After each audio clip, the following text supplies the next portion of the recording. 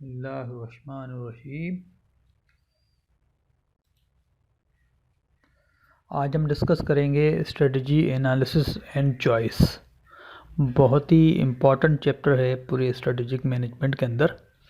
इसके अंदर अभी तक जो चीज़ें हमने पढ़ी हैं उन सबको मद्देनज़र रखते हुए हम स्ट्रेटजीज़ को बनाएंगे।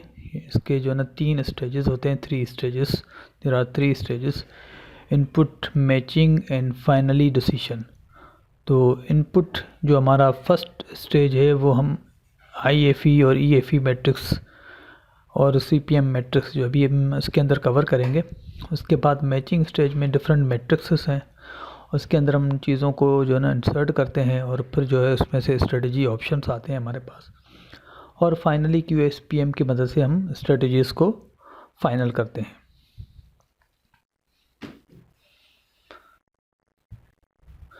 Comprehensive strategy formulation framework. As I discussed, there are 3 stages. Stage number 1, the input stage; stage 2, the matching stage; and stage 3, the decision stage. Strategy formulation analytical framework. Stage 1, the input stage, जिसमें हम internal factor evaluation matrix IFE, external factor evaluation matrix EFE and competitive profile matrix CPM, ये 3 जो है ना हम matrix बनाते हैं। ठीक है, ये 3 मैट्रिक्स हम बना चुके हैं। ठीक है, जिसमें 2 से आप फेमिलियर हैं, IFE और EFE से। CPM से भी आप अभी यहाँ फेमिलियर हो जाएंगे। तो पहले स्टेज 1 को डिस्कस कर लेते हैं। देखें, IFE मैट्रिक्स जिसके अंदर इंटरनल फैक्टर एवेल्यूशन मैट्रिक्स जो हमने बनाया था, जिसमें हमारे पास ये जो है स्ट्रेंथ थी कंपनी की, ब्रांड इमेज, स्ट्रॉन्ग R&D, और ये वीकनेसेस थी। तो ये टोटल वेट्स थे और ये रेटिंग थी, ये वेटेड स्कोर थे, ये 2.74 स्कोर आया था। ये हम डिस्कस कर चुके हैं पिछले चैप्टर्स में।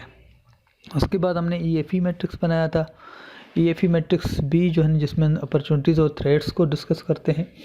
ये हमने की अपॉर्चुनिटीज़ और की थ्रेट्स लिखी थी।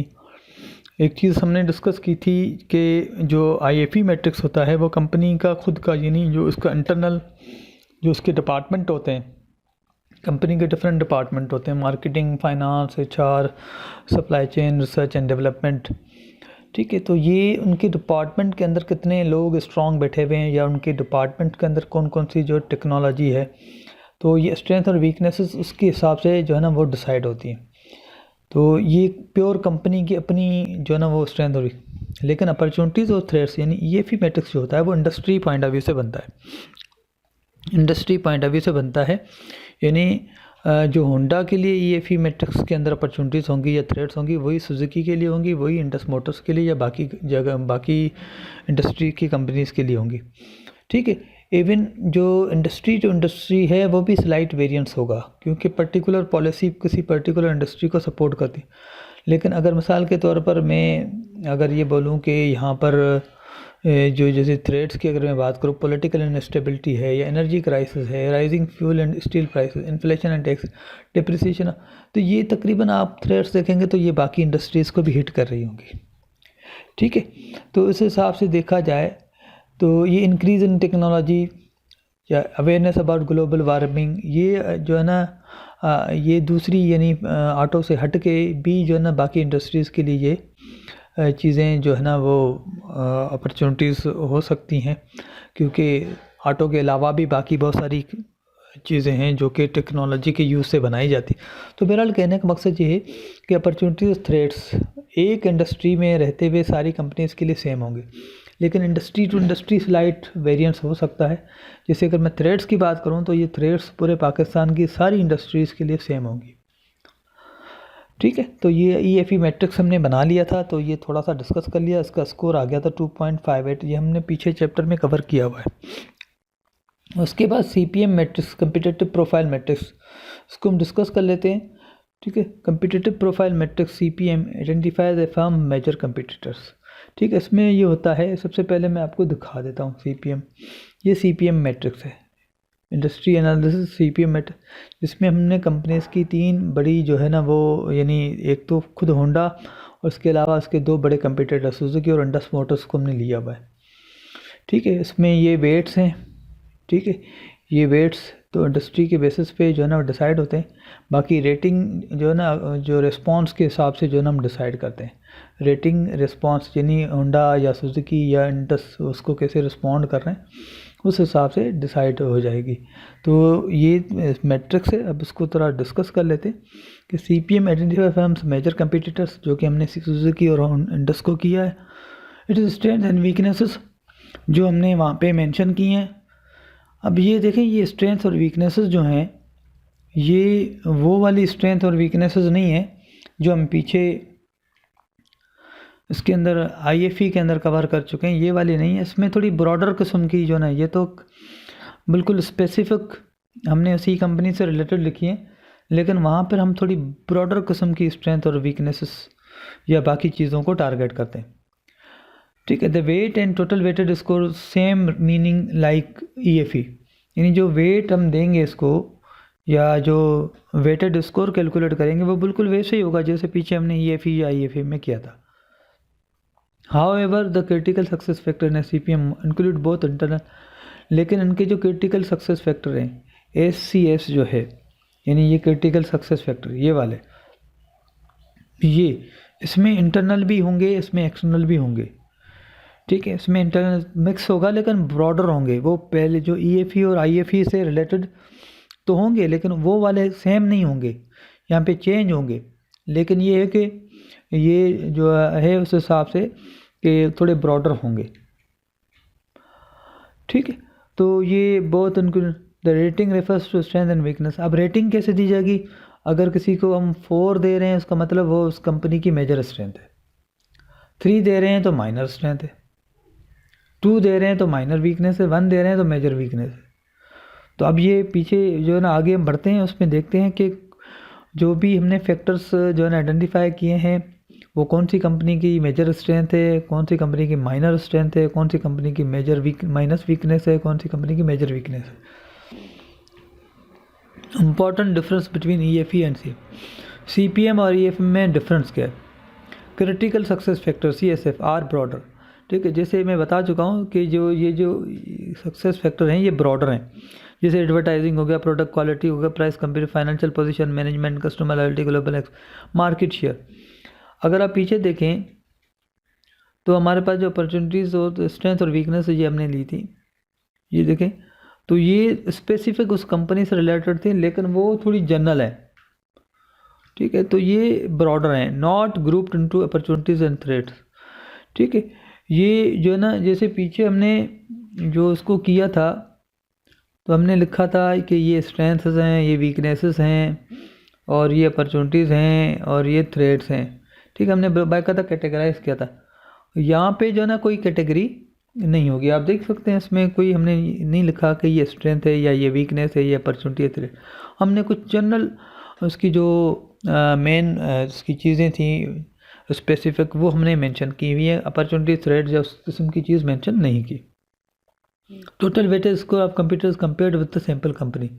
अब हमारी यहाँ पे सैम्पल कंपनी होंडा है, तो जो भी टोटल स्कोर है, जो भी जैसे ये हमने देखा है कि ये स्कोर्स कैलकुलेट हुए हैं टोटल हमारी कंपनी का, होंडा का, सुजुकी का, इंडस का। तो ये जो स्कोर्स हैं वो कंपेयर किए जाते हैं सैम्पल कंपनी यानी हमारी जो होंडा कंपनी है उसके साथ कंपेयर होंगे बाकी कंपनीज़ के। It gives important internal strategic information. ये इंडस्ट्री के अंदर काम करने वाली कंपनीज़ के बारे में बहुत ही इंपॉर्टेंट इन्फॉर्मेशन हमें प्रोवाइड करता है। अब आप देखें industry analysis competitive profile matrix. अब इसमें होंडा है, होंडा अब ये हमने वेट तो एज ए जनरल इंडस्ट्री का पॉइंट ऑफ व्यू से। अब एडवर्टाइजिंग में ये एडवर्टाइज जो है ना होंडा की मेजर वीकनेस है कि उनकी एडवर्टाइज जो है ना उस लेवल पे नहीं होती, जबकि सुजुकी या इंडस की बहुत ज़्यादा होती है। प्रोडक्ट क्वालिटी जो है ये उसकी मेजर स्ट्रेंथ है, जबकि सुजुकी की जो है ना उसके मुकाबले में क्वालिटी थोड़ी डाउन होती है, या इंडस की जो है ना ये भी मेजर स्ट्रेंथ है। प्राइस कम्पिटिटिवनेस, प्राइस जो है उसकी जो है माइनर स्ट्रेंथ है क्योंकि बहुत ही कम्पिटिटिव नहीं है, एक्सपेंसिव प्रोडक्ट है, लेकिन ये कि फिर भी रिलेटिवली मार्केट में जो है ना वो इतनी महंगी नहीं है अगर हम इम्पोर्टेड गाड़ियों के साथ उसको कंपेयर करें। लेकिन सुजुकी की प्राइस कम्पिटिटिवनेस मेजर स्ट्रेंथ है, क्योंकि वो बिल्कुल इकोनॉमिकल गाड़ियाँ बनाते हैं और वो बाकी गाड़ियों के मुकाबले में जितनी भी गाड़ियाँ हैं, सवाए इसके कि अभी जो नई कंपनीज इंट्रोड्यूस हुई हैं उसको छोड़ के अगर हम जो मेजर ब्रांड्स हैं उनके दरमियान देखा जाए तो सुजुकी की गाड़ियाँ सबसे चीपर होती है। इंडस की भी ये माइनर स्ट्रेंथ है। फाइनेंशियल पोजीशन होंडा की बहुत ही ज़बरदस्त है, सुजुकी की भी अच्छी है, इंडस की नॉर्मल है, लेकिन ऐसा नहीं है कि वीक है, तो ये उसकी माइनर स्ट्रेंथ है। मैनेजमेंट होंडा की बहुत ज़बरदस्त मैनेजमेंट है, सुजुकी की थोड़ा सा डाउन है, लेकिन ये इंडस की भी बेहतरीन मैनेजमेंट। कस्टमर लॉयल्टी बहुत ही ज़बरदस्त है, बहुत ही। इंडस की थोड़ी जो है ना वो उनके मुकाबले में कम है। ग्लोबल एक्सपेंशन जो है ना तीनों कंपनीज की है। मार्केट शेयर होंडा का सबसे कम है एज़ कम्पेयर टू बाकी ये दो कंपनीज, तो ये इसकी मेजर वीकनेस है, ठीक है। और ये इसकी सुजुकी की मेजर स्ट्रेंथ है और ये इंडस की जो है ना माइनर स्ट्रेंथ है। तो वेटेड स्कोर देखा तो 315, 3.8, 3. तो इसमें देखा जाए सुजुकी जो है ना लीड कर रही है, सुजुकी लीड कर रही है, दूसरे नंबर पे इंडस, होंडा तीसरे नंबर पे आ रही है। तो ये ओवरऑल एनालिसिस था। अच्छा, ये एनालिसिस कोई रियल डेटा के बेसिस पे नहीं है, ये इसमें थोड़ी सी यानी चीज़ों को ये हाइपोथेटिकल फैक्टर्स हैं और चीज़ों को अज्यूम किया गया है बेस्ड ऑन द नॉलेज। तो हो सके इसमें जो है ना कोई हम इसमें परफेक्ट नहीं कह सकते कि ये परफेक्ट है, लेकिन बेस्ड ऑफ द नॉलेज के ये चीज़ें जो है ना तकरीबन वैसे ही हैं जैसे यहाँ पे दिखाई गई हैं, लेकिन उसमें गलती की बहरहाल गुंजाइश मौजूद है। तो ये परफेक्ट हम नहीं कह सकते, लेकिन ये नियर टू रियलिटी जो है ना ये पोजीशन है। उसके बाद जो दूसरा स्टेज था, देखें पहले स्टेज के अंदर जैसे कि मैं आपको दिखा दूं, अभी हमने स्टेज 1 मुकम्मल किया था। स्टेज 1 में इनपुट स्टेज था जिसमें IFE, EFE और CPM, जो कि अभी हमने डिस्कस कर लिया। ये IFE है, ये EFE है, ये CPM है, ठीक है। अब हमारा स्टेज 2 आ गया। ये समझो कि इनपुट हमें मिला है, यानी ये इनपुट मिला है। अब इस इनपुट की बुनियाद पे हम आगे बढ़ेंगे द मैचिंग स्टेज। अब यहाँ पर जो है ना हमारे पास मैचिंग स्टेज में स्ट्रेटजी फार्मुलेशन एनालिटिकल फ्रेमवर्क का सेकंड स्टेज, स्टेज सेकंड में स्वॉट मैट्रिक्स हम बनाते हैं, space matrix, BCG, IE, grand strategy matrix. तो देखते हैं बारी बारी सारे मैट्रिक्स को समझने की कोशिश करते हैं और फिर हमारे पास फाइनल स्टेज आएगा जो कि हम लास्ट में डिस्कस करेंगे। स्वॉट मैट्रिक्स, ठीक है, फॉर होंडा कंपनी। स्वॉट मैट्रिक्स में देखें हमने ये स्ट्रेंथ रखी हुई है कि ब्रांड में R&D, टाइमली, ठीक है, कॉस्टली, स्पेयर पार्ट्स, डीलरशिप वगैरह, opportunity, people awareness, global warming, customer desire to for hybrid, political, energy crisis. अगर आप पीछे देख लें तो यही चीज़ें हमने स्ट्रेंथ हमारी ब्रांड में R&D, timely, costly, spare, dealership network या awareness about global hybrid, fuel efficient, political, energy crisis वगैरह वगैरह, ये देख लें तो ये सारी चीज़ें वहाँ से कॉपी पेस्ट करके यहाँ पर लिखी गई हैं, ठीक है। ये स्ट्रेंथ हैं, ये वीकनेसेस हैं, ये अपॉर्चुनिटी, थ्रेट्स हैं। अब जो है ना स्ट्रेंथ और अपॉर्चुनिटीज़ को मिला के इसको मिला के इस कॉलम में कुछ सजेशंस दी गई हैं, ठीक है। जैसे पहली सजेशन है, by using technology hybrid and fuel efficient vehicle can be manufactured. अब इसके जो है एडवांस टेक्नोलॉजी एंड इक्विपमेंट है, तो ये स्ट्रेंथ 4 है इसकी। स्ट्रेंथ 4 को यूटिलाइज करते हुए company can go for opportunity to avail opportunity to. Strength 4 को यूज़ करते हुए कंपनी अपॉर्चुनिटी 2 में जा, customer desire for hybrid and fuel efficient cars, तो वो अपनी टेक्नोलॉजी को यूज़ करते हुए इस चीज़ को अवेल कर सकते हैं। उसके बाद दूसरी हमने सजेशन जो है ना यहाँ पे दी है, through R&D global warming can be and customer awareness programme can be conducted. Research and development जो है उसका डिपार्टमेंट स्ट्रॉन्ग है, उसको यूटिलाइज करते हुए जो है ग्लोबल वार्मिंग को कम किया जा सकता है, यानी O1 को अवेल किया जा सकता है, ठीक है। उसके बाद जो है स्ट्रेंथ और थ्रेट्स, इस कॉलम में स्ट्रेंथ और थ्रेट्स, उसको यूज़ करते हुए हम जो है ना अपनी स्ट्रेंथ को यूज़ करते हुए थ्रेट्स को ओवरकम करेंगे। यहाँ पे अपॉर्चुनिटीज़ को अवेल करेंगे, यहाँ पे थ्रेट्स को ओवरकम करेंगे स्ट्रेंथ को यूज़ करते हुए। ठीक है। अब थ्रेड्स क्या हैं, जैसे यहाँ पे utilise research and development to minimise the steel price. Steel price यानी बढ़ती हुई स्टील प्राइस का मतलब है कि गाड़ियों की जो मेन रॉ मटेरियल है या मेन मटेरियल है वो महंगा है, वो महंगा होगा तो ये डेफिनेटली गाड़ी की कॉस्ट बढ़ जाएगी। तो यहाँ पे जो सजेस्ट किया गया है कि रिसर्च एंड डेवलपमेंट यानी जो हमारा स्ट्रेंथ 2 है, इसको यूज़ करते हुए जो थ्रेड 3 है इसको ओवरकम किया जा सकता है, यानी स्ट्रेंथ 2 को यूज़ करके थ्रेड 3 को ओवरकम किया जाता है। उसके बाद energy crisis can be minimise through advance technology by using more efficient plants. ठीक है, एनर्जी क्राइसिस हमारी थ्रेड 2 है, और एडवांस टेक्नोलॉजी यानी स्ट्रेंथ 4 और के ज़रिए हम जो है ना थ्रेड 2 को ओवरकम कर सकते हैं। Energy crisis can be minimise through advance technology for using more efficient plant and equipment. ठीक है, तो उसको हम कवर कर सकते हैं, मोर एफिशिएंट प्लांट। तो ये हमारी जो है ना AST अपॉर्चुनिटीज़ हो गई, ये हमारी ASO अपॉर्चुनिटीज़ हो गई, सॉरी स्ट्रेटजीज़ हो गई, ASO स्ट्रेटजीज़, ये ST स्ट्रेटजीज़। अब हम आते हैं, ये जो कॉलम है ये वीकनेस और O अपॉर्चुनिटीज़ का कॉलम है, जिसमें हम ऐसे ही सजेस्ट करते हैं कि जिसमें वीकनेस भी हमारी ओवरकम हो और अपॉर्चुनिटी पे अवेल हो। ठीक है, अब यहाँ पे जैसे हमारी वीकनेस है कि जैसे introduce new budget friendly small cars. अब इसके पास जो है ना वो लिमिटेड प्रोडक्ट लाइन है।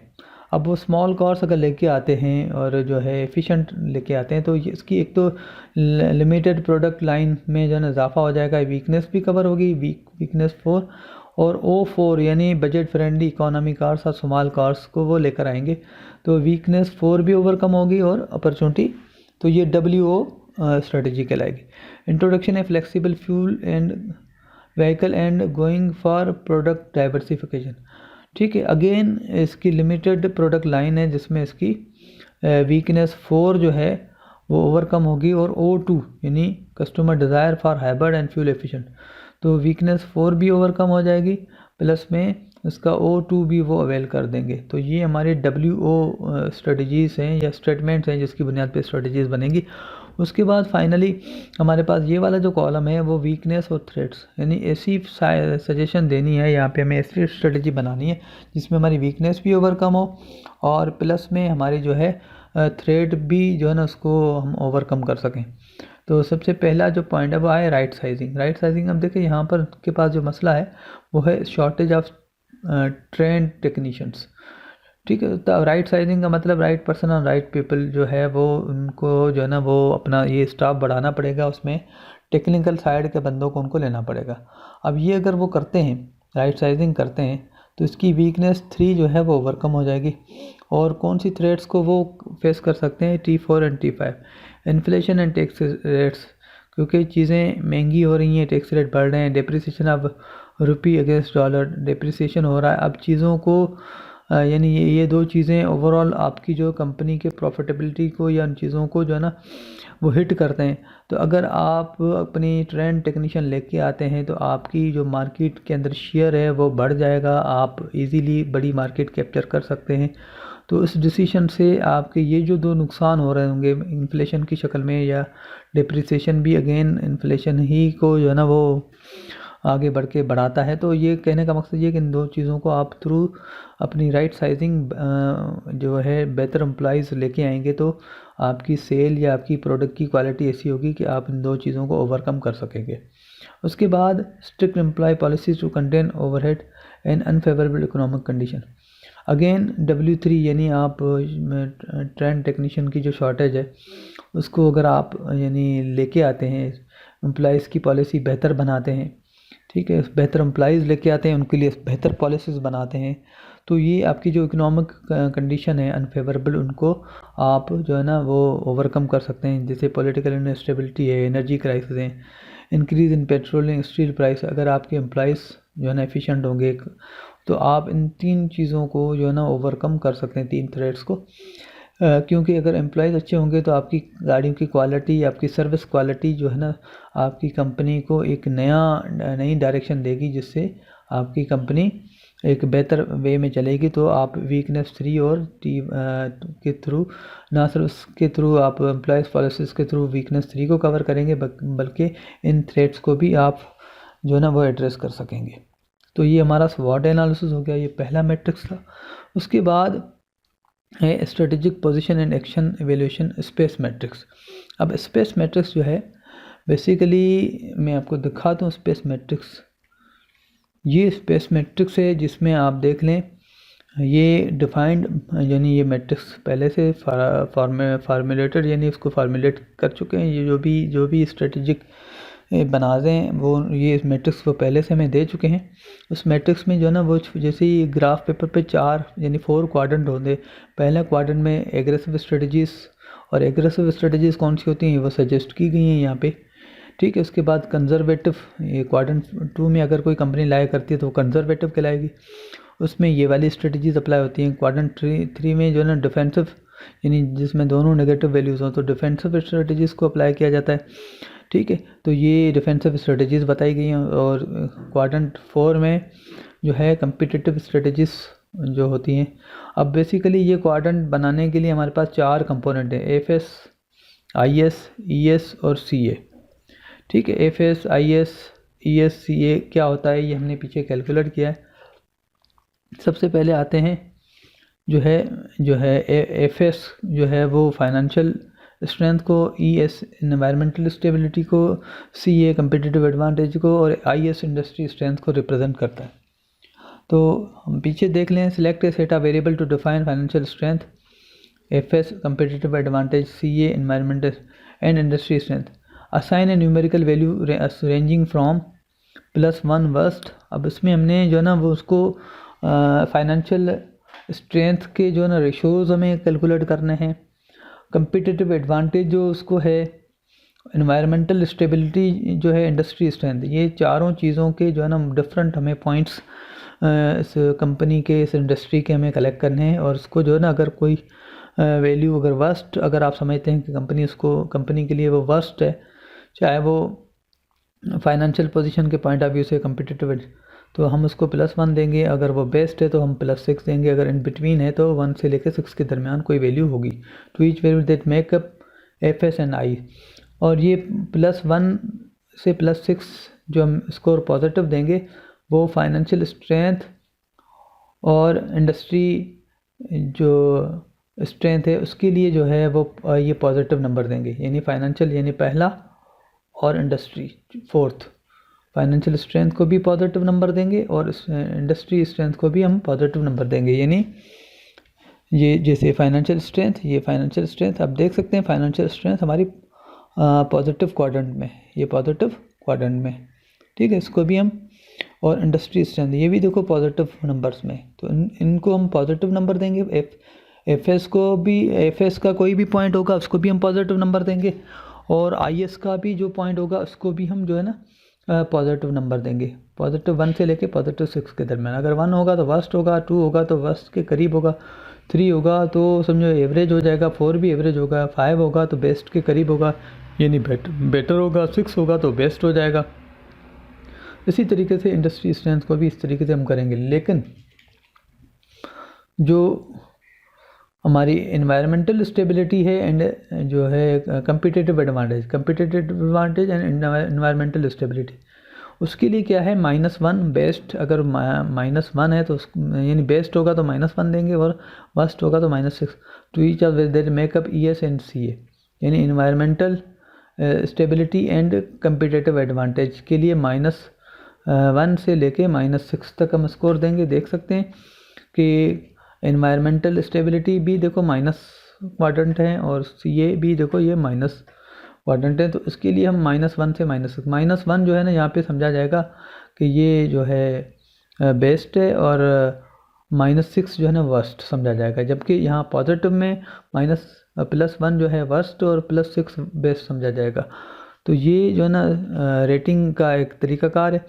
On the FS and CA axis make comparison to competitor, यानी फाइनेंशियल स्ट्रेंथ और सीए कम्पिटिटिव एडवांटेज में आपको जो यानी पॉइंट्स होंगे वो कंपटीटर से जो है ना जो उसके क्लोज कंपटीटर होंगे या कंपटीटर्स होंगे उनके साथ उनको आपको देखना पड़ेगा कि हमारी कंपनी कंपटीटर के मुकाबले में कैसा रिस्पॉन्स कर रही है।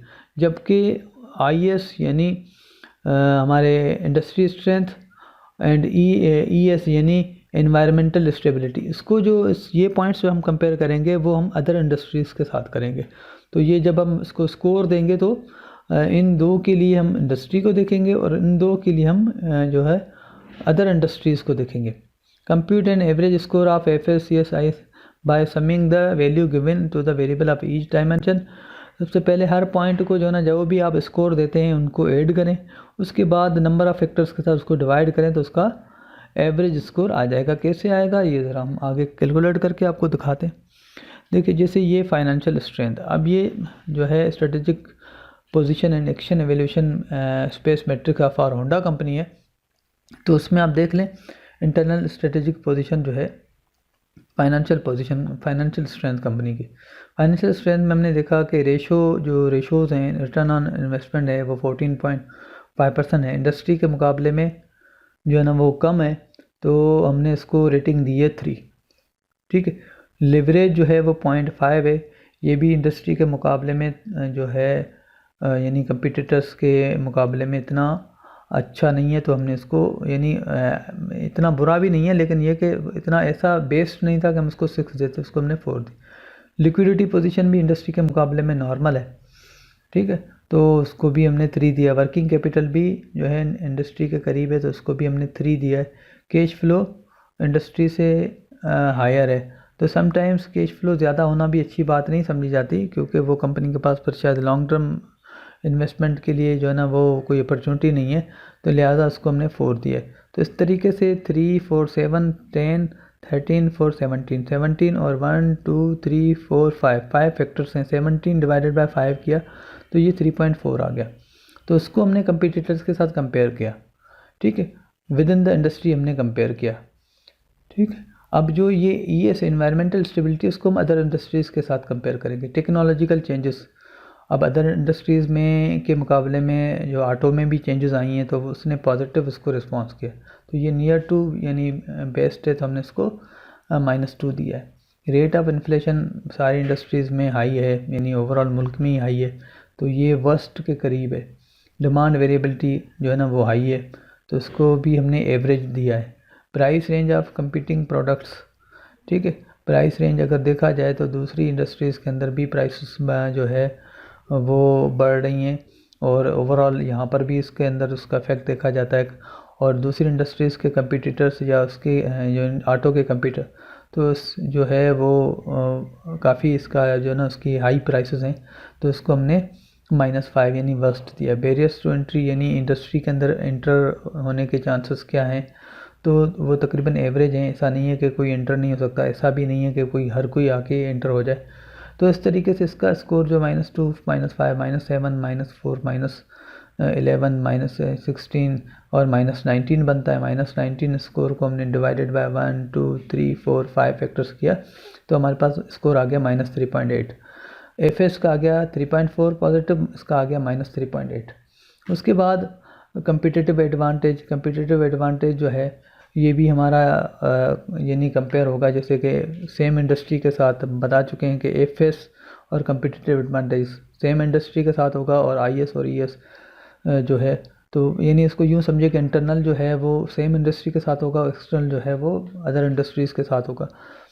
तो यहाँ पे हम कंपिटिटिव एडवांटेज देखते हैं, मार्केट शेयर 3rd है, तो ये समझो कि अच्छा नहीं है, तो वर्स्ट के करीब है। प्रोडक्ट क्वालिटी बेस्ट है, तो समझो कि हमने -2 दिया हुआ है। लाइफ साइकिल भी बेस्ट है, -2 दिया है। कस्टम लॉयल्टी भी बेस्ट है। टेक्नोलॉजी का know how, control on supply distributor के ऊपर अच्छा नहीं है, ये वर्स्ट है, तो हमने उसको -6 दिया है। ठीक है, तो ये इसका स्कोर ऑफ -5 है, ये -2, 2, 2, ये -8 हो गया। 1, 2, 3, 4 ये हो गया 8 -8 और 5 तो ये हो गए -13 और ये -6, ये -19 बनना है, यहाँ पे 21 आ गया। बहरहाल ये मिस्टेक है, बहरहाल 21 के हिसाब से हमने ये कैलकुलेशन की है। ये देख लें 1, 2, 3, 4 नहीं, ये 5 फैक्टर है ना, 4 हैं, 1 2 4 8 बन गया, 8 8 और 5 13, 13 और 6 19 बन रहा है, -19 बन रहा है, लेकिन यहाँ पे टोटल -21 लिखा गया है। 21 को जब हमने डिवाइड किया तो -3.5 हमारे पास रिजल्ट आ गया। तो इसमें थोड़ा बहुत वेरिएशन होगा, 19 के साथ कर लेंगे तो शायद 3.3 आ जाएगा। बहरहाल ये थोड़ी एरर है, लेकिन उसको आप -3.5 ही एज्यूम करें। आगे बढ़ते हैं। अब इसमें देखो 6 फैक्टर थे, 1 2 3 4 5 6, तो टोटल को हमने 6 के साथ डिवाइड किया। इसी तरीके से एक्सटर्नल इंडस्ट्री स्ट्रेंथ है, ग्रोथ पोटेंशियल, ओवरऑल मुल्क के अंदर ग्रोथ पोटेंशियल जो है वो मॉडरेट है, तो रेटिंग हमने 3 दी, एवरेज दी है। प्रॉफिट पोटेंशियल हाई है, ओवरऑल मुल्क के अंदर जो है, पाकिस्तान के अंदर प्रॉफिट पोटेंशियल हाई है, क्योंकि जो है ओवरऑल अभी तो बहरहाल इस वक्त इकोनॉमी की पोजीशन 2020 में डाउन है, लेकिन एक्सपेक्टेड है कि इकोनॉमिक पोजीशन हमारी बेहतर होगी। तो ये कि यहाँ पे प्रॉफिट अपॉर्चुनिटीज़ अभी भी हैं, क्योंकि अभी हम जो है ना वो ग्रोइंग इकोनॉमी है, तो ये प्रॉफिट पोटेंशियल हाई है, तो हमने उसको 5 दिया। फाइनेंशियल स्टेबिलिटी हाई है तो हमने 5 दिया। टेक्नोलॉजिकल वो हाई है तो हमने उसको एवरेज है, लो हाउ यानी हाई है, लेकिन ऐसा भी नहीं है कि बेस्ट है, तो उसको हमने एवरेज दिया। तो ये तो इसका स्कोर बनता है 16, 16 डिवाइडेड बाय 4 पॉइंट्स हैं, तो उसको एवरेज हो गया 4। अब देख लें, हमारे पास फाइनेंशियल स्ट्रेंथ का 3.4 है, ES का -3.8 है, और CA का -3.5 है, और IS का 4 है। तो अब हम ये मैट्रिक्स देख लें, ये FS है, ये FS है और ES है, ठीक है। FS और ES आपस में ऐड होंगे।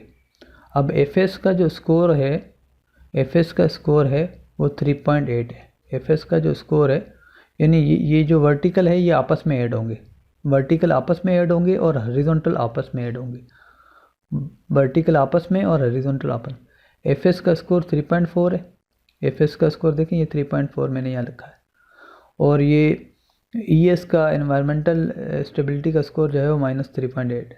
पीछे देख लें, FS का जो है ना 3.4 है और ES का -3.8 है। तो जब हमने 3.4 पॉजिटिव माइनस, तो जब हमने ऐड किया तो इसका आंसर आ गया -0.4। और वर्टिकल में देखें, ये ओरिजिन है, ये 0 पॉइंट है, ये 0 पॉइंट है, ठीक है। -4 जो है वो यहाँ कहीं लाया करेगा, -4 जो है यहाँ, ये जो इक्वल टू का साइन है इसके आसपास यहाँ कहीं लाया करेगा। तो समझो कि FS और ES का स्कोर जो है, उसके जो पॉइंट बनना है वो यहाँ कहीं बन रहा है, ये इक्वल टू के यानी इसके नीचे -0.4। उसके बाद आप देख लें, ये जो इंडस्ट्री स्ट्रेंथ है इसका स्कोर आया है 4, और उस कम्पिटिटिव एडवांटेज का आया है -3.5। तो इसको अगर हम देख लें कि पीछे स्कोर भी आप वेरीफाई कर लें, कम्पिटिटिव एडवांटेज का -3.5 है और इंडस्ट्री एवरेज का 4 आया है, ठीक है। तो उसको आप प्लस माइनस करेंगे तो आंसर आ जाएगा, इसका आंसर आ रहा है 0.5 पॉजिटिव है। पॉजिटिव का मतलब ये है कि आप हॉरिजॉन्टल में देखें, ये 0 है, इस तरफ नेगेटिव है और इस तरफ पॉजिटिव। तो पॉजिटिव पॉइंट जो है ना 0.5 इक्वल टू के साइन के ऊपर यहाँ कहीं आएगा, यानी -0.4 यहाँ आएगा, पॉजिटिव 0.4 यहाँ आएगा। तो अगर देखा जाए तो होंडा जो है वो यहाँ इस क्वाड्रेंट 4, क्योंकि देखो ये पॉइंट और ये पॉइंट, इसको अगर आप पॉइंट करेंगे तो इक्वल टू के साइन, या इक्वल टू के यानी इनका जो डॉट बनेगा वो इक्वल टू के साइन के सामने बनेगा। तो समझो कि होंडा जो है ना इस क्वाड्रेंट 4 में लाया करी, क्वाड्रेंट 4 में लाया करी, तो इसके लिए जो है कौन सी स्ट्रेटजीज़ हैं, कम्पिटिटिव मार्केट पेनिट्रेशन करे, मार्केट डेवलपमेंट करे, वर्टिकल इंटीग्रेशन करे, डाइवर्सिफिकेशन करे। तो ये स्ट्रेटजीज़ जो है ना वो रिकमेंडेड है। आगे बढ़ते हैं। BCG मैट्रिक्स जो है बोस्टन कंसल्टिंग ग्रुप जो है, BCG का एब्रीविएशन जो है वो बोस्टन कंसल्टिंग ग्रुप का है, जो होंडा कंपनी के लिए। अब इसमें देखें 2 चीज़ें हैं। एक तो रिलेटिव मार्केट शेयर पोजीशन क्या है कि 0, 50%, 100%, ठीक है। दूसरा है इंडस्ट्री की ग्रोथ क्या है, 0 माइनस ग्रोथ है या पॉजिटिव ग्रोथ है। अब अगर होंडा का देखें तो होंडा का जो रिलेटिव मार्केट शेयर है वो मार्केट लीडर नहीं है, वो मार्केट के जो है ना वो कंपटीटर हैं लेकिन लीडर नहीं है। तो होंडा का मार्केट शेयर जो है 50% से कम है, यानी 0.5 से कम है। तो यानी यहाँ होंडा की पोजीशन यहाँ कहीं आएगी। और ओवरऑल अगर देखा जाए ऑटो इंडस्ट्री जो है ये कंपनी के शेयर कंपनी के हिसाब से देखा जाएगा, और ये वाला जो वर्टिकल है ये इंडस्ट्री के हिसाब से देखा जाएगा। ओवरऑल ऑटो इंडस्ट्री जो है ना ग्रोइंग है, ऐसा नहीं है कि ऑटो इंडस्ट्री डिक्लाइन कर रही है, ऑटो इंडस्ट्री पॉजिटिव जा रही है। तो पॉजिटिव ग्रोथ 0 से ऊपर, तो अगर यानी 5% है या 10%, 20% जो भी है, लेकिन ग्रोथ अगर है तो ये ऊपर इस तरफ ऊपर जाएगा। तो अगर देखा जाए तो ग्रोथ के हिसाब से हम यहाँ कहीं खड़े हैं ऊपर की तरफ, और कंपनी के शेयर के हिसाब से हम यहाँ खड़े हैं। तो इस हिसाब से अगर हम बनाएं तो होंडा जो है वो यहाँ क्वाड्रेंट 4 क्वेश्चन मार्क में लाया कर रही है। क्वेश्चन मार्क में अगर लाया कर रही है तो वहाँ पर जो यहाँ क्वेश्चन मार्क की जो स्ट्रेटजीज़ हैं, market penetration, market development, product development और लिक्विडेशन, ये स्ट्रेटजीज़ हैं। इसके अलावा बाकी जो है ना वो क्वाड्रेंट की भी स्ट्रेटजीज़ लिखी हुई हैं, जैसे पीछे स्पेस मैट्रिक्स, ये भी बाकियों की भी लिखी हुई थी। अब लाजमी नहीं है कि हर कंपनी जो है ना यहाँ आए, जो कंपनी का स्कोर जहाँ पे उसको जो है ना वो लाया करती है वो कंपनी, उस हिसाब से वो स्ट्रेटजीज़ जो है वो यहाँ पे मेंशन है। तो यहाँ पर भी ऐसे ही है, हमारी जो होंडा कंपनी वो यहाँ लाया करती है, तो इस हिसाब से ये स्ट्रेटजीज़ जो है ना वो डिफाइंड है, पहले से डिफाइंड है। ठीक है, तो हमें सिर्फ ये देखना है कि हमारी कंपनी कौन से क्वाड्रेंट या कौन सी जगह पे लाया कर रही है। तो होंडा के लिए ये सजेस्टेड स्ट्रेटजीज़ ये हैं। उसके बाद IE मैट्रिक्स है for Honda company. IE matrix जो बेसिकली इंटरनल एक्सटर्नल मैट्रिक्स कहलाता है, जिसमें हमारे total IFE total weighted score और EFE टोटल वेटेड स्कोर की मदद से ही बनता है। इसमें टोटल 9 बॉक्सेस हैं, उसमें जो है ना ये इनको हाईलाइट किया गया है 1, 2 और 4। इसके लिए ये वाली स्ट्रेटजीज़ हैं, ग्रो एंड बिल्ड, और 3, 5, 7 ये जो है इसके लिए जो है ना होल्ड एंड मेंटेन, ये वाली मार्केट पे प्रोडक्ट ये वाली स्ट्रेटजीज़ हैं। और ये 6, 8, 9 इसके लिए ये वाली स्ट्रेटजीज़ जो है ना सजेस्टेड है। अब ग्रो एंड बिल्ड में ये वाली स्ट्रेटजीज़ अप्लाई होंगी, market penetration, development, product development, vertical integration. और होल्ड एंड मेंटेन में ये वाली मार्केट पेनिट्रेशन, प्रोडक्ट डेवलपमेंट ये वाली। और ये यहाँ जो ये 3 बॉक्सेस हैं इसके लिए डाइवर्सिटीचर। अब अगर हम अपने स्कोर्स देखें, अब देखें हमें पता है कि IFE का स्कोर मैक्सिमम 4 हो सकता है, मिनिमम 1 हो सकता है। EFE का स्कोर भी मिनिमम 1 और मैक्सिमम 4। IFE का स्कोर भी मिनिमम 1 और मैक्सिमम 4।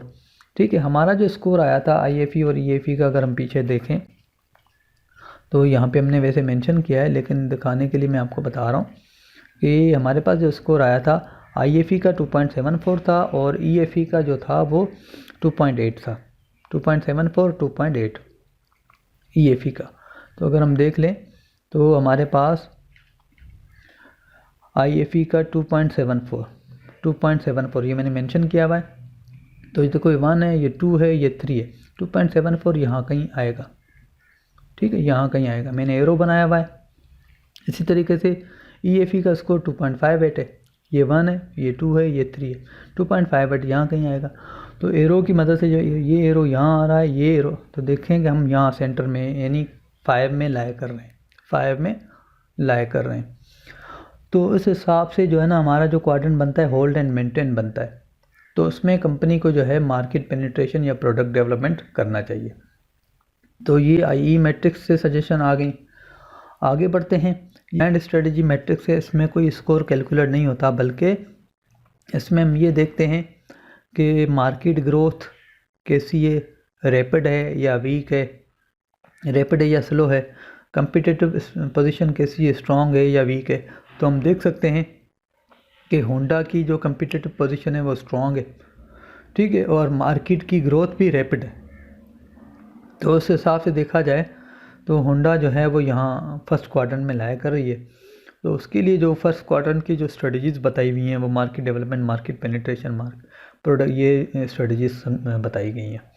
तो यानी कहने का मकसद ये है कि हमें सिर्फ ये देखना है, इसमें कोई स्कोर कैलकुलेट नहीं होगा, हमें ये देखना है कि हमारी कंपनी की कम्पिटिटिव पोजीशन क्या है। अगर स्ट्रॉन्ग है तो हम यहाँ होंगे, अगर वीक है तो हम यहाँ होंगे। मार्केट ग्रोथ अगर इंडस्ट्री की रैपिड है तो हम यहाँ होंगे, अगर स्लो है तो हम यहाँ होंगे। रैपिड मार्केट ग्रोथ स्ट्रॉन्ग तो हम यहाँ फर्स्ट क्वाड्रेंट में आएंगे, क्योंकि वाई एक्सिस और एक्स एक्सिस तो ये हम यहाँ आएंगे। तो होंडा जो है ना यहाँ लाया करे, इस हिसाब से ये स्ट्रेटजीज़ हैं। उसके बाद जो है हमारा फाइनल स्टेज आ गया, स्ट्रेटजी फार्मूलेशन इन एनालिटिकल फ्रेमवर्क। ठीक है, उसका लास्ट स्टेज आ गया quantitative strategic planning method QSPM। Stage 3 the decision stage QSPM के थ्रू। अब QSPM क्या है? QSPM use input from stage 1 analysis and matching result. ठीक है, जो स्टेज 1 है उसके लिए इनपुट जो आता है वो स्टेज 1 से आता है, यानी जहाँ हमने EFE IFE या CPM मैट्रिक्स बने। और एनालिसिस एंड मैचिंग रिजल्ट, जो एनालिसिस एंड मैचिंग रिजल्ट जो हैं वो स्टेज 2 से आते हैं। ठीक है, तो QSPM के लिए जो रिजल्ट्स आते हैं वो स्टेज 1 से और स्टेज 2 से आते हैं। स्टेज 1 में EFE IFE और CPM मैट्रिक्स है। स्टेप 2 में SWOT matrix, space matrix, BCG IE grand strategy matrix हैं। ठीक है, स्टेज 3 जो है quantitative planning uses data of stage 1 and stage 2 is not. QSPM is a tool that allows strategies to evaluate alternative strategies objectively. ठीक है, वो different strategies को objectively जो है ना वो देखते हैं। This analysis based on previously collected external critical factors, it requires good intuitive judgement. इसमें आपको जो है ना अपने दिमाग का यूज़ करना होगा और आपको बेहतर जजमेंट की सलाहियत आपके अंदर होनी चाहिए। तो QSPM को कैसे करेंगे, आगे बढ़ते हैं। अब QSPM में देखें हमने क्या किया है, वही अपॉर्चुनिटीज़, QSPM का जो फॉर्मेट है वही है, वही अपॉर्चुनिटीज़, वही थ्रेट्स, वही स्ट्रेंथ, वही वीकनेसेस जो है यहाँ पर हमने वही उसके वेट, सेम वेट यहाँ पे हमने मेंशन कर लिए।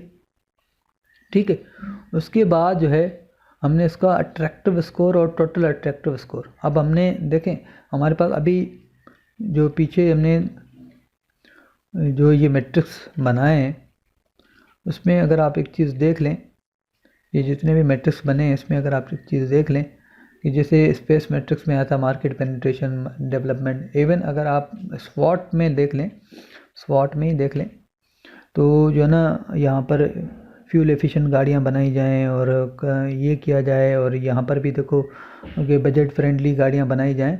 तो इस तरह से जो है ना प्रोडक्ट डेवलपमेंट या इस किस्म की चीज़ों के ऊपर जो है ना वो सजेशन मिल रही थी।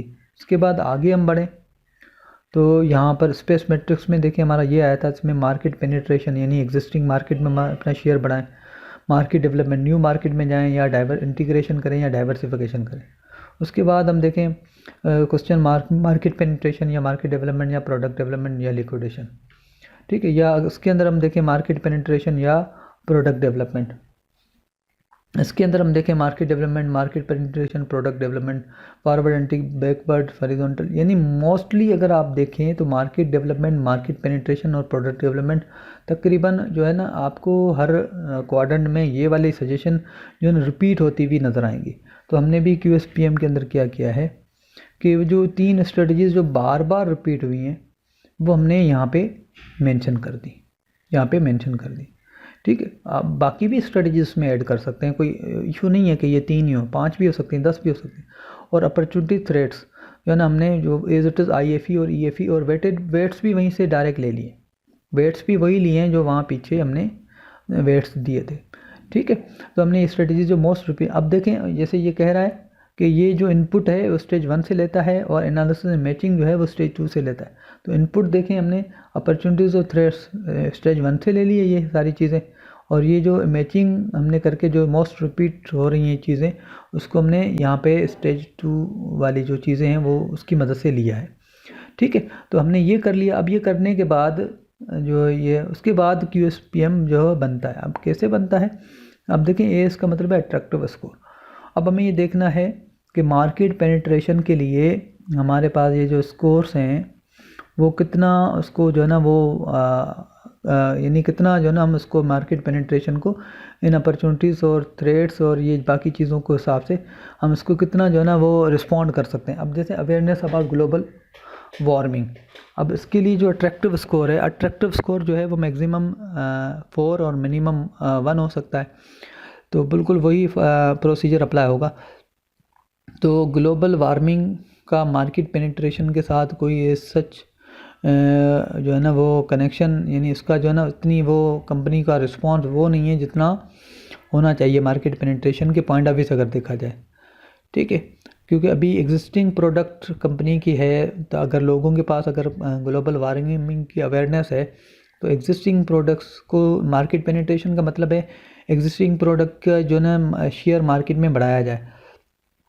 तो वो अभी तो जो भी अवेयरनेस है उनको तो प्रोडक्ट तो वही सेल करनी है, तो एज सच ये फैक्टर इतना अट्रैक्टिव मार्केट पेनिट्रेशन के पॉइंट ऑफ व्यू से नहीं है, तो उसको स्कोर 2 दिया गया है।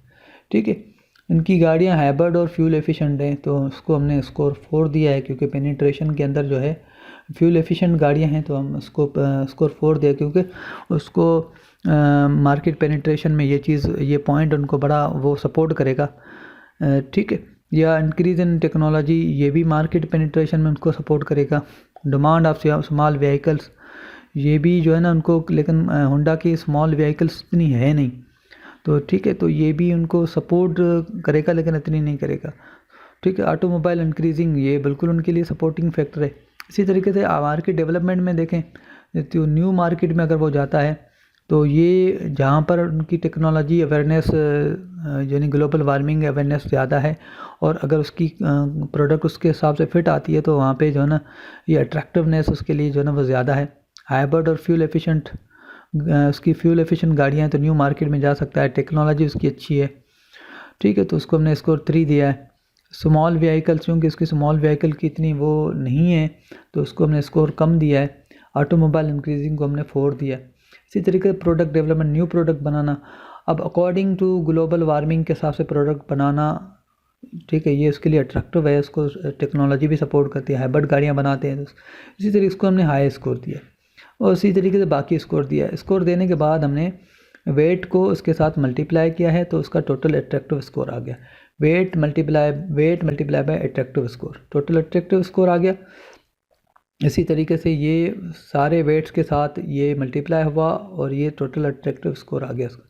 इसी तरीके से वेट को हमने अगेन अट्रैक्टिव स्कोर 4 के साथ मल्टीप्लाई किया, यानी वेट इसके अट्रैक्टिव स्कोर के साथ मल्टीप्लाई होगा तो ये टोटल अट्रैक्टिव स्कोर आएगा, वेट अगेन इसके अट्रैक्टिव स्कोर के साथ मल्टीप्लाई होगा तो ये टोटल अट्रैक्टिव स्कोर आएगा। इसी तरीके से ये वेट अगेन इस अट्रैक्टिव स्कोर के साथ मल्टीप्लाई होगा तो ये टोटल अट्रैक्टिव स्कोर आएगा। ये जब हमने किया है, तो मार्केट पेनिट्रेशन का जो आ गया है हमारे पास स्कोर 5.35 है, मार्केट डेवलपमेंट जो है वो 5.64 है, और प्रोडक्ट डेवलपमेंट जो है 6.96 है, यानी सबसे हाई स्कोर प्रोडक्ट डेवलपमेंट का है। तो हम देख सकते हैं कि 3 strategic alternative have been evaluated, the score of product development strategy is 6.96।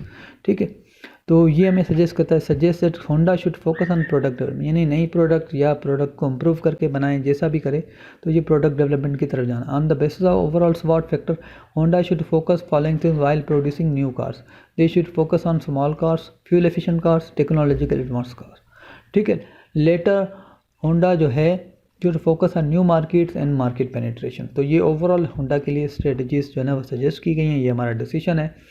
तो ये जो है ओवरऑल होंडा का चैप्टर, जो हमारा चैप्टर है वो मुकम्मल हुआ। एक नज़र अब मैं आपको क्विक गो थ्रू करवाता हूँ कि हमारे इस चैप्टर के अंदर जो है हमने जो शुरू में स्टार्ट किया था स्ट्रेटजी एनालिसिस एंड चॉइस, उसके अंदर हमारे पास 3 स्टेजेस थे। स्टेज 1 के अंदर इनपुट स्टेज था, स्टेज 2 मैचिंग स्टेज था, स्टेज 3 डिसीजन स्टेज था।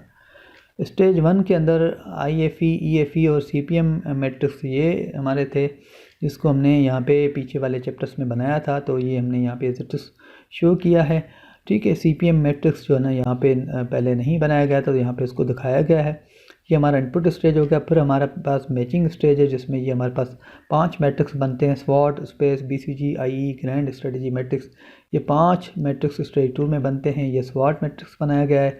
उसके बाद ये स्पेस मैट्रिक्स की जो है ना वर्किंग की गई है, और फाइनली ये स्पेस मैट्रिक्स बनाया गया है। उसके बाद BCG मैट्रिक्स बना हुआ है, बस हमें देखना है हमारी कंपनी कहाँ लाया करेगी। उसके बाद IE मैट्रिक्स भी बना हुआ है, हमें ये देखना है हमारी कंपनी कहाँ लाया करेगी। उसके बाद ग्रैंड स्ट्रेटजी मैट्रिक्स भी बना हुआ है, इसमें देखना है हमारी कंपनी कहाँ लाया करेगी। तो ये स्टेज होने के बाद फाइनली हमारे पास QSPM मैट्रिक्स है, जिसके लिए हमें स्टेज 1 और स्टेज 2 से डेटा चाहिए, जो कि हमने जो है ना यूज़ किया हुआ है डेटा।